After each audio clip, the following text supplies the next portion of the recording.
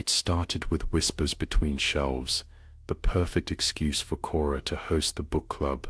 She took pride in her suburban home, the neat lawn, the heavy drapes hiding the world outside, and the living room always smelling faintly of cinnamon and lemon polish.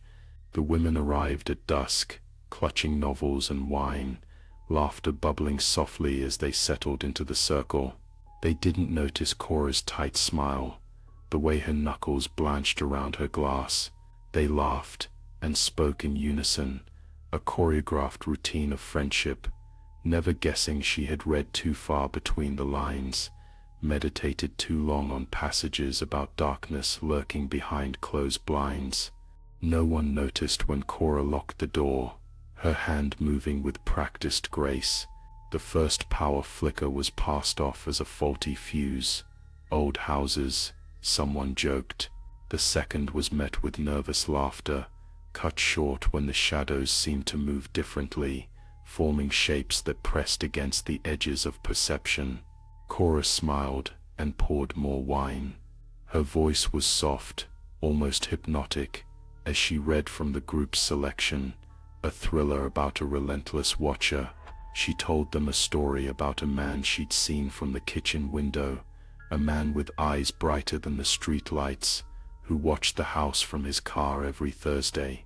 The air tightened as she spoke. Sheila, the loudest, scoffed, but she was the first to glance at the curtain, the first to notice the silhouette outside.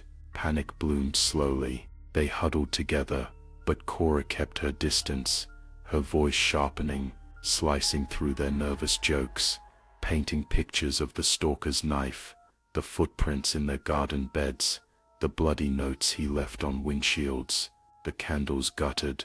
The living room felt smaller, suffocated by fear. When the lights returned, Sheila was gone. They found her slumped in the hallway, a crimson smile spreading over her neck. Shock metastasized into terror. The others ran, but the doors held tight. The windows would not open, the glass iced with frost from inside. Cora's face faded, vanished, and only her voice drifted from room to room, weaving threats and pleas, mixing fiction and fact, until the women could no longer tell where the story ended and reality began. When the police came in the soft blue dawn, Cora was found sobbing by the front door, hands and knees stained, her lips shivering as she told them of the man she saw, always watching. She described his yellow teeth and ragged nails, the way he moved through shadows like breath. Her words were so vivid they seemed to conjure echoes in every corner of the house. The officer laid a blanket over her shoulders and asked again what happened, and the neighbors nodded from behind police tape. After all, the crime scene told the story she spun. The wounds, the fingerprints, the brutal chaos.